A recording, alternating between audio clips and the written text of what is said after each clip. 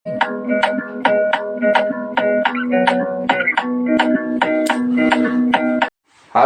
viewers, welcome back to our channel Maths Zone with PP.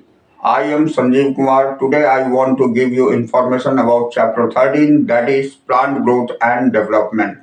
तो आइए आज हम आपको chapter 13 that is plant growth and development है उसकी जानकारी देता हूँ। इसकी पूरी डिटेल इंफॉर्मेशन आप डिस्क्रिप्शन में जा करके वहाँ पूरी सारे वीडियोस की लिंक मिल जाएगी, वहाँ जा करके आप देख सकते हो।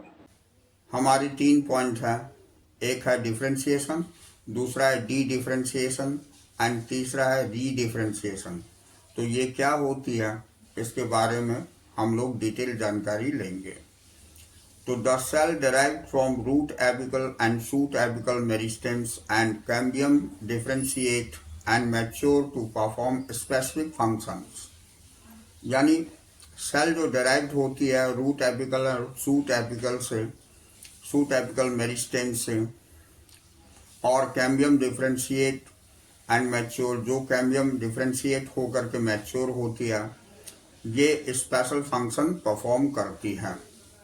तो this act leading to the maturation is termed as differentiation. तो ये जो एक्ट होती है मैच्योरेशन तक की, इसे हम डिफरेंशिएशन बोलते हैं।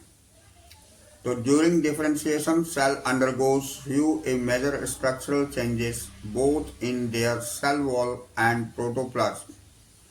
डिफरेंशिएशन के दरमियान बड़ी बड़ी स्ट्रक्चरल चेंजेस होती है सेल के अंतर्गत, सेल वॉल में और प्रोटोप्लाज्म में।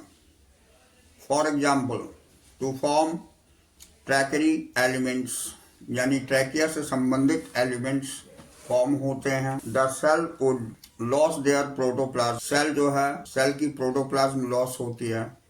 तो they also develop a very strong elastic lignocellulosic secondary cell wall to carry water to long distance even under extreme tension। तो यहाँ हम देखते हैं ये strong elastic lignocellulosic secondary cell wall की फॉर्मेशन करता है, जिससे कि ये वाटर को कैरी आउट करता है लॉन्ग डिस्टेंस के लिए अंडर एक्सट्रीम टेंशन, बहुत ही ज्यादा टेंशन से ये ऊपर तक पहुंचा। तो try to correlate the various anatomical features you encounter in plant to function they perform. हम इन सभी को एक दूसरे से रिलेट करेंगे एनाटॉमिकल फीचर्स को, जो कि प्लांट के अंतर्गत फंक्शन को परफॉर्म कर। तो आइए, plant shows another interesting phenomena, the living differentiated cells that by now have lost the capacity to divide regain the capacity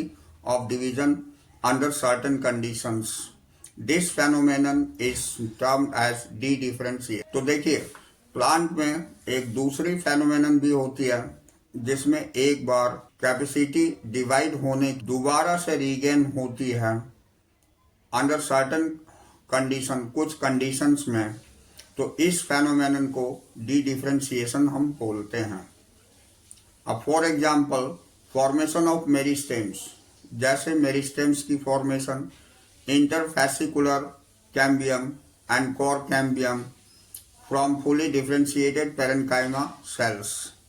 यानी फॉर्मेशन मेरिस्टेम्स की, इंटरफेसिकुलर कैम्बियम की, कोर कैम्बियम की, ये पूर्ण रूप से डिफरेंशिएट हो जाती है पेरेन्काइमा सेल्स। तो while doing so, such meristems tissues are able to divide and produce cells and once again lost the capacity to divide but mature to perform specific functions। ये एक बार फिर से अपनी डिवाइड होने की कैपेसिटी को loss करता है और एक स्पेशल फंक्शन परफॉर्म करता है। तो दैट इज कॉल्ड रीडिफरेंशिएटेड। तो इसे ही हम रीडिफरेंशिएटेड बोलते हैं। तो list of some tissues in the woody dicotyledonous plant that are the product of redifferentiation. इसमें कुछ टिश्यूज होते हैं जो बूडी डाइकोटिलेडनस प्लांट के अंतर्गत होते हैं, ये प्रोडक्ट होती है रीडिफरेंशिएशन की। How would you describe a tumour, जैसे ट्यूमर को कैसे डिस्क्राइब करेंगे। What would you call the parenchyma cells that are made to divide under controlled laboratory condition during plant tissue culture. तो इस तरह की जो फॉर्मेशन होती है वो रीडिफरेंशिएटेड फॉर्मेशन कहलाती है। अब देखिए हम नेक्स्ट सेक्शन 13.1.1 में देखेंगे कि we have mention that the growth in plant is open. यहाँ प्लांट की ग्रोथ ओपन होती है, that is it can be indeterminate to determinate. ये इनडिटर्मिनेट और डिटर्मिनेट हो सकती है।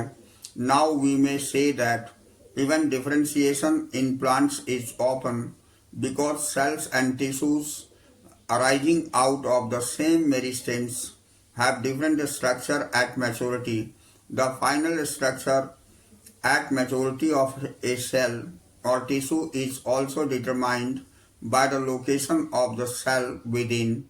For example, cells positioned away from root apicals meristems differentiated at root cap cells, while those pushed to the periphery matured as epidermis.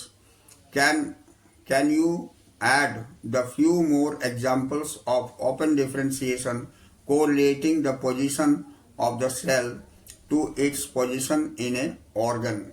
कहने का means हो गया कि इसमें मैच्योरिटी तक बहुत ये तीनों प्रोसेस होती रहती है और इसमें बहुत सारे डिफरेंसेस आते रहते हैं, नए नए स्ट्रक्चर्स फॉर्मेशन होती है और उससे जो है प्लांट में नई नई ग्रोथ होती है।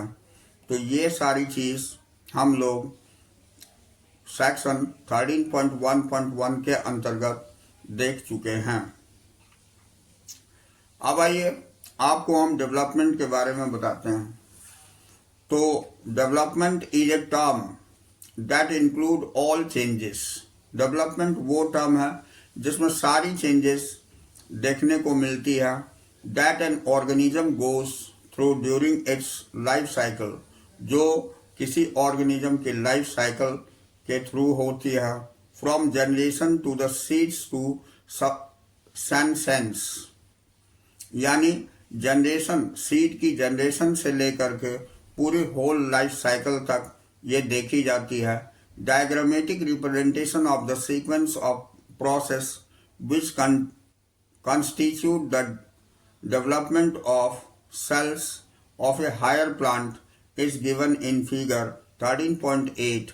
It is also applicable to tissue and organs. तो ये डेवलपमेंट हम फिगर 13.8 में भी देख सकते हैं कि कैसे टिश्यूज और ऑर्गन्स में डेवलपमेंट होती है। तो आइए यहाँ हम देखते हैं अकॉर्डिंग टू फ्लो चार्ट।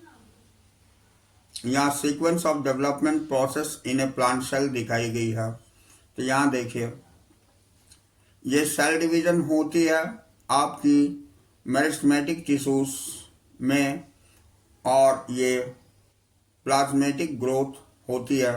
यही मेरिस्टेमेटिक टिश्यूज डिफरेंशिएशन इसमें होती है, फिर एक्सपेंशन जिसको इलोंगेशन बोलते हैं, फिर इसकी मैचुरेशन होती है और मैच्योर सेल हो करके सेंसेंस हो जाती है इसमें और इट होती है। तो इसी को हम development process in plant cell बोलते हैं। तो यहाँ देखिए plants follow different pathways in response to environmental और phases of life to form different kinds of structure. This ability is called plasticity. यानी प्लांट अलग अलग पाथवेज से एनवायरनमेंट की अलग अलग फेजेस ऑफ लाइफ को कंप्लीट करते हुए डिफरेंट काइंड्स की स्ट्रक्चर फॉर्म करती है। इसी एबिलिटी को हम प्लास्टिसिटी बोलते हैं। अब for example heterophylly in cotton, coriander and larkspur. In such plants, the leaves of the juvenile plant are different in shapes from those in the mature plants. On the other hand, difference in shapes of leaves produced in air and those produced in water in buttercup also represents the heterophilous development due to environment. Figure ये 13.9 में show करी गई है। तो this phenomenon of heterophily is an example of plasticity. तो यहाँ हम plasticity की कुछ एग्जाम्पल देखते हैं। ये जुवेनिल है ए में, ये एडल्ट है। तो यहाँ पर आपको कुछ डिफ्रेंशिएशन देखने को मिलती है। अब टेरेस्ट्रियल हैबिटेट में ये बी में है, जो बी बटर कप कहलाती है। तो उसमें इस तरह की स्ट्रक्चर लीफ की पाई जाती है। और ये आपको वाटर हैबिटेट में इस तरह की लीव्स होती है। तो यहाँ पर हेट्रोफाइली दिखाई गई है इन लार्क्स पर। ये ए में थी जो कि हम ऊपर देख चुके हैं, और बी में बटर कप जो कि ये हम देख रहे हैं ये टेरेस्ट्रियल हैबिटेट में। तो according to habitat there are the structural change in leaves. तो इसी को हम हेट्रोफाइली बोलते हैं। अब आइए नेक्स्ट हम देखते हैं कि thus growth, differentiation and development are very closely related events in the life of plant.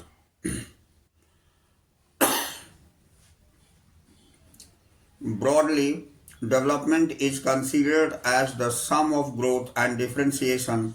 Development in plants, that is both growth and differentiation, is under control of intrinsic and extrinsic factors. The former includes both intracellular यानी genetic और intercellular factor, that is chemical such as plant growth regulators, while the latter includes light, temperature, water, oxygen, nutrition. कहने का means हो गया कि growth जो है, differentiation और डेवलपमेंट ये बहुत ही क्लोजली रिलेटेड होती है लाइफ साइकिल में प्लांट की, और दोनों ही डेवलपमेंट कंसीडर्ड होते हैं कुछ ग्रोथ और डिफरेंशिएशन पर। तो डेवलपमेंट इन प्लांट जो दोनों ही ग्रोथ एंड डिफरेंशिएशन जो होती है ये अंडर कंट्रोल इंट्रिंसिक होती है और एक्सट्रिंसिक फैक्टर पर होती है। These farmer include both intracellular यानी ये जेनेटिक भी हो सकती है, और इंटरसेलुलर फैक्टर यानी केमिकल पर भी डिपेंड होती है, जो ग्रोथ रेगुलेटर्स होती है यानी एंजाइम्स पर भी डिपेंड करती है। वाइल द लेटर इंक्लूड, इसके अलावा ये हमारी लाइट पर, टेम्परेचर पर, वाटर और ऑक्सीजन और न्यूट्रिशन पर भी डिपेंड करती है। अब आइए हम प्लांट ग्रोथ रेगुलेटर्स के बारे में डिटेल जानते हैं। तो इसकी कैरेक्टरिस्टिक्स हम देखेंगे। तो the plant growth regulator PGRs are small simple molecule of diverse chemical composition. ये PGR जो होते हैं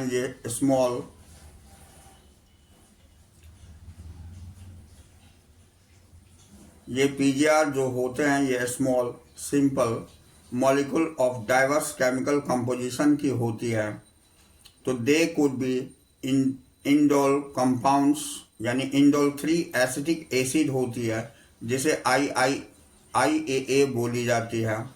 ये adenine derivatives that means N6 जिसको फारफरी लेनोमीन प्यूरिन काइनेटिन डेरिवेटिव्स ऑफ ये कैरोटिनॉइड्स जो एब्सिसिक एसिड होती है, और टर्पीन्स जिसको हम जिब्रेलिन एसिड बोलते हैं, और गैसेस इथिलीन, ये सारे होते हैं जो कि हमारी प्लांट ग्रोथ रेगुलेटर्स कहलाते हैं।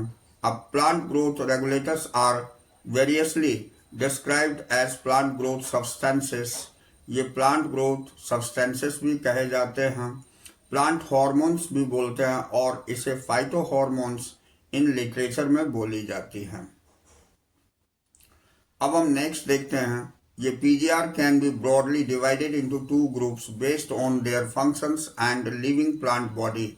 PGR जो है आगे चल करके 2 पार्ट में डिवाइड हो जाती है, जो कि उसके फंक्शन और लिविंग प्लांट बॉडी के आधार पर 2 पार्ट में डिवाइडेड होती है। One group of PGRs are involved in growth promoting activities such as cell division.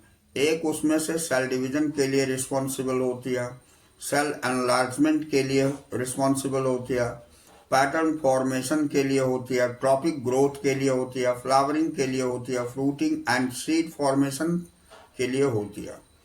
These are also called plant growth promoters. इसे हम प्लांट ग्रोथ प्रोमोटर्स भी बोलते हैं. जैसे एग्जाम्पल में ऑक्सिन, जिब्रेलिन एंड साइटोकाइनिन होते हैं.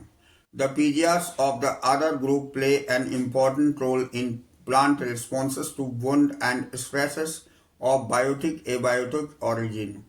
पीजीआर की अदर ग्रुप जो होती है वो इम्पॉर्टेंट रोल अदा करती है प्लांट रिस्पॉन्स में जो वुंड और स्ट्रेसेस और बायोटिक एबायोटिक ऑरिजिन से होते हैं. तो they are also involve in various growth inhibiting activities. ये भी ग्रोथ इनहैबिटिंग एक्टिविटीज में अपनी रोल अदा करते हैं. Such as dormancy and abscission. जैसे डोरमेंसी और एब्सिशन होती है. ये पूरी डिटेल जानकारी आगे हम देंगे. एब्सिशन और dormancy, this one also the phenomenon of plant. तो the PGR abscisic acid belongs to this group. इसमें पीजीआर की एब्सिसिक एसिड इस ग्रुप में आते हैं. द गैसियस पीजीआर इथिलीन आते हैं. Could fit either in the groups but in larger an inhibitor of growth activities. लेकिन ये आगे चल करके इनहैबिटर कहलाती है ग्रोथ एक्टिविटीज में. अब देखिए the discovery of plant growth regulators, इसके बारे में हम जानेंगे.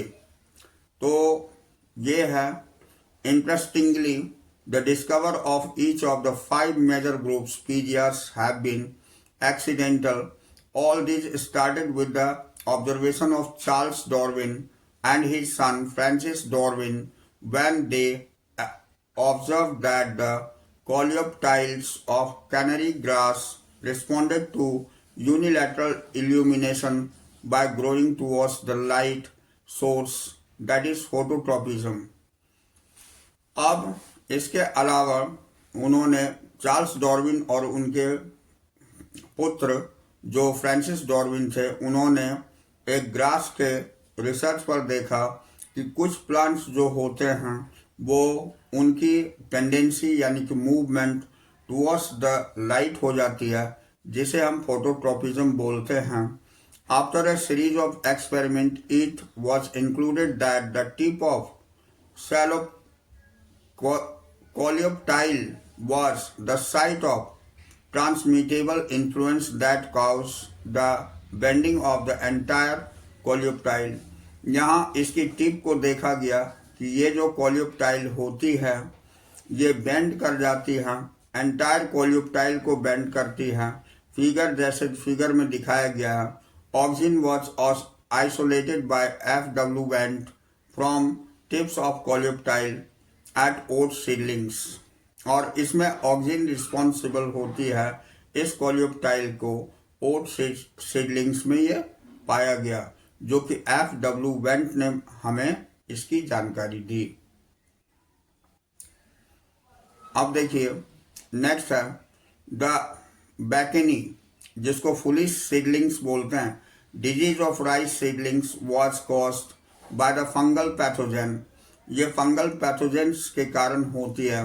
ये जिब्रेला फुजिकोरियो ई कुरोसावा जो 1926 में reported the appearance of system of the disease in rice seedlings when they were treated with the sterile filtrate of the fungus. ये फंगस के कारण होती है.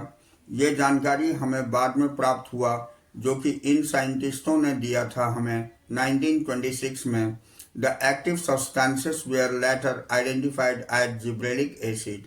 बाद में ये पाया गया कि ये जिब्रेलिक एसिड के कारण होती हैं. Of F. Scoos and his co-workers observed that from the internodal segments of tobacco stems, the callus, a mass of undifferentiated cells, proliferated only if the addition of oxygen and nutrients mediums was supplemented with one of the following: extract of vascular tissues, yeast extract, coconut milk or DNA. Miller et al. 1955 later identified and crystallized the cytokinin promoting active substances that they term kinetin. तो आगे चल कर के जो F स्कूस थे उन्होंने एक जानकारी दी कि ये डीएनए में कुछ चेंजेस जो करती है ये साइटोकाइनिन करती है, जिसको कि आगे चल कर के काइनेटिन बताया गया. अब during mid 1960 three independent researchers reported the purification and chemical characterizations of three different kinds of inhibitors: inhibitor B, abscissans second, and dorman. Later, all the three were proved as a chemically identical. It was named abscisic acid. अब देखिए आगे चल कर के ये abscisic acid भी improved हो गई और इसकी भी जानकारी हमें मिली. तो ये H कोसेंस 1910 confirmed the release of volatile substance from ripened organs that hastened the ripening or stored unripened bananas. Later, this volatile substance was identified ethylene. यानी इथिलीन भी इसी तरह जानकारी मिली कि ये सारी प्रोडक्ट्स हमारी प्लांट के अंदर ही गैसियस एक्सचेंज के रूप में एक पीजीआर के फॉर्म में इन्वेंटेड की गई. अब ये गैसियस पीजीआर इसे बोलते हैं. तो let us study some of the physiological effect of these 5 categories of PGR in the next section. अब जितने भी हमारे पीजीआर होते हैं इसकी पूरी डिटेल जो फंक्शंस हैं इसकी जानकारी हम आगे देखेंगे. ये बहुत ही इम्पोर्टेंट है. ये physiological effect of plant growth regulators, that means कौन से पीजीआर्स के ये 5 पीजीआर हमें जो दिए गए हैं इसके क्या क्या फंक्शंस होते हैं प्लांट बॉडीज में. तो आइए सबसे पहले हम ऑक्सिन्स देखते हैं. तो auxins from Greek word auxin to grow was first isolated from human urine. The term auxin is applied to the indole 3 acetic acid IAA and to other new natural and synthetic compounds having certain growth regulating properties. They are generally produced by the growing apices of the stem and root. यानी ये apical part में पाई जाती है. From where the migrate to regions of their actions, जहां इसकी actions होती है. तो auxin like IAA and indole butyric acid IBA have been isolated from plant. ये प्लांट से आइसोलेटेड होती है. NAA जिसको नैप्थेलिन एसिटिक एसिड बोलते हैं, and 2,4-D 2,4 dichlorophenoxyacetic and synthetic oxins. All these oxins have been used extensively in agriculture and horticulture practice. ये सारे oxins जितने भी ऊपर में जानकारी दिए गए ये एग्रीकल्चरल और हॉर्टिकल्चर प्रैक्टिस में यूज की जाती है. तो they help the initiate rooting in stem cutting. ये इनिशिएट करते हैं रूटिंग सिस्टम को जहाँ स्टेम कटिंग से डेवलप करी जाती हैं. And application widely use for plant propagations. Auxins promote flowering. Auxin जो है फ्लावरिंग को भी प्रमोट करती है. For example in pineapples they help to prevent the fruit and leaf drop at the early stages but promote the abscisic and older mature leaves and fruits. In most higher plants, the growing apical bud inhibit the growth of the lateral axillary buds. A phenomenon is called apical dominance. तो remove of suit tops, जिसको डीकैपिटेशंस बोलते हैं, usually result in the growth of lateral buds. Example आप figure 13.11 में देख सकते हैं। It is widely apply in T plantations, has making, can you explain why. अब इसे हम देखते हैं कि इस तरह की ग्रोथ हमारी ऑक्सिन से होती है, जो कि यहाँ दिखाई गई है। ये रूट की डेवलपमेंट में और सूट की डेवलपमेंट में काम आती है।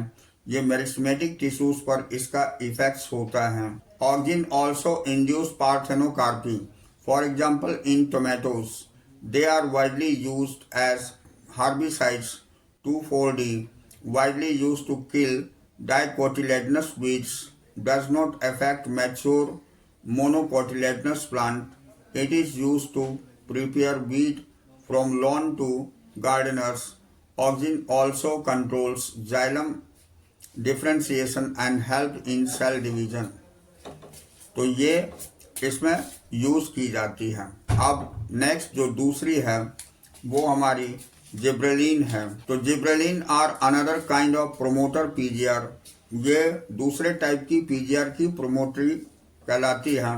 तो they are more than 100 gibberellin reported from widely different organisms such as fungi and higher plants. They are denoted as GA1, GA2, GA3 in this way. However, gibberellic acids GA3 was one of the first gibberellin to discover and remains the most intensively studied form, and GAS are acidic. ये gibberellin acid acidic होती है। They produce the wide range of physiological responses in plant. इसमें बहुत ही ज़्यादा physiological response होती है plant में इसके द्वारा। तो their ability to cause in increase length, ये लेंथ को इंक्रीज करती है ऑफ द एक्सिस की। It is used increase the length of grape stalks, ये लेंथ ग्रैप स्टॉक्स की बढ़ाती है। तो दे ऑल्सो डीके सेंसेंस, यानी ये डिले सेंसेंस भी करती है। They thus the fruit can be left on the tree longer, जिससे कि फ्रूट ज़्यादा समय तक रह सकती है प्लांट में। So as to extend the market periods, जिससे मार्केट पीरियड्स मिल सके। GA3 is use to speed up the malting process of brewing industry. ये भी माल्टिंग प्रोसेस के लिए इंडस्ट्री में यूज होती है GA3 की। अब sugar cane stores carbohydrate in sugar in the stems. Spraying sugarcane crops and gibberellin increases the length of the stem, thus increasing the yield by such 20 tons per acre. तो ये gibberellin का use sugar cane agriculture में भी होती है, जिससे कि ये इसकी ग्रोथ ज़्यादा होती है। अब देखिए, spraying juvenile conifers the GAS hasten maturity period, thus leading the early seed productions. Gibberellins also promote bolting internodes elongations just prior to the flowering in beet, cabbage and many plants with the rosette habit. तो यानी gibberellin का use another plants में भी होती है, जैसे कि beat and cabbage में भी की जाती है। अब तीसरी हमारी साइटोकाइनिन है। तो cytokinin have specific effects of the cytokinin and were discovered as kinetin modified from the adenine and purine, जो कि एडेनिन और प्यूरिन की मॉडिफाइड फॉर्म होती है, जिसे काइनेटिन बोली जाती है। From the autoclaved herring sperm DNA, जो कि DNA के ही स्पर्म से प्रोड्यूस होती है। तो ये kinetin does not occur naturally in plants. Starts for natural substances and cytokinin-like activities led the isolation of gene from corn kernel and coconut milk. ये coconut milk produce करती है। Since the discovery of gene, several naturally occurred cytokinin and some synthetic compound with cell division promoting activities have been identified. Natural cytokinin are synthesized in region where rapid cell division occurs, यानी cell के plant के अंतर्गत rapid cell division जहाँ होती है वहाँ इसकी use होती है साइटोकाइनिन की। अब for example root apices, developing shoot buds, young fruits etcetera, ये इन सारे जगहों पर होती है।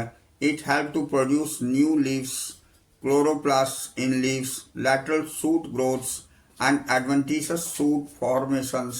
Cytokinin help overcome the apical dominance. They promote nutrient metabolization, which help in delay of the leaf senescence, जो कि डिले करता है लीफ सेंसेंस को। अब आप देखिए नेक्स्ट पॉइंट हमारी इथिलीन है। नेक्स्ट पीजीआर हमारी ये चौथी पीजीआर इथिलीन। तो ethylene is a simple gaseous PGR, ये गैसियस पीजीआर होती है। तो it is synthesized in large amount by tissue undergoing senescence and ripening fruits, ये रिस्पॉन्सिबल रिपनिंग फ्रूट्स के लिए होती है। In sense of ethylene the plant includes horizontal growth of seedlings, इसमें सीडलिंग्स की हॉरिजॉन्टल ग्रोथ होती है। Swelling of the axis swell up होती है। एंड एपिकल हुक्स फॉर्मेशन, और एपिकल हुक्स फॉर्मेशन होता है in dicot seedlings. Ethylene promotes senescence and abscissions of plant organs, especially of leaves and flowers. Ethylene is highly effective in fruit ripening. ये ethylene का mostly use fruit ripening के लिए होती है। तो it enhances the respiration rate during ripening of fruits, जो कि fruit के रिपनिंग के समय रेस्पिरेशन रेट को हाई कर देता है। This rise in rate of respiration is called respiratory climacteric. तो ये इसीलिए इसे रेस्पिरेटरी क्लिमैक्टिक भी बोली जाती है। Ethylene breaks seeds and body dormancy, initiates generations in peanut seeds, sprouting of potato tubers. Ethylene promotes rapid internodes, petiole elongations, and deep water rice plants. It helps leaves, upper parts of the shoots to remain above water.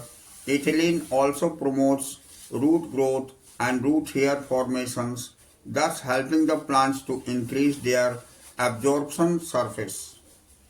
यानी ethylene जो है हमारे plant में several functions के लिए दी जाती है, जो कि अब आपको दिखाया गया है। और ये बहुत ही रिस्पॉन्सिबल होती है जिससे प्लांट में ग्रोथ के लिए प्रॉपर ये हो सके। और इथिलीन का important role ripening of fruits होती है। Ethylene is used to initiate flowering and for synchronizing fruit sets in pineapples. ये synchronize करती है fruit sets में pineapples में। It is also induced flowering in mangoes. ये mangoes में flowering के लिए भी responsible होती है। Since ethylene regulates so many physiological process, इस तरह बहुत सारे फिजियोलॉजिकल प्रोसेस को रेगुलेट करती है ethylene. It is one of the most widely used PGR in agriculture, इसका बहुत ही ज़्यादा यूज है इन पीजीआर का एग्रीकल्चर में। The most widely used compound at source of ethylene is ethephon. Ethiphone is also the aqueous solution is readily absorbed and transported within the plants and releases ethylene slowly. Ethiphone hastens fruit ripening, and tomato and apples are accelerates abscissions in flower and fruits. ये thinning of cotton, cherry, walnut. It promotes female flowers in cucumber, thereby increasing the yield. तो इस तरह ethylene की role सबसे ज़्यादा agricultural field में होती है।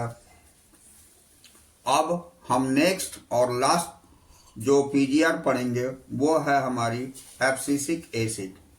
तो आइए एब्सिसिक एसिड हम देखते हैं। As mentioned earlier, abscisic acid was discovered for the role in regulating abscissions and dormancy, but like other PGRs, it also other wide-ranging effects on the plant growth and development.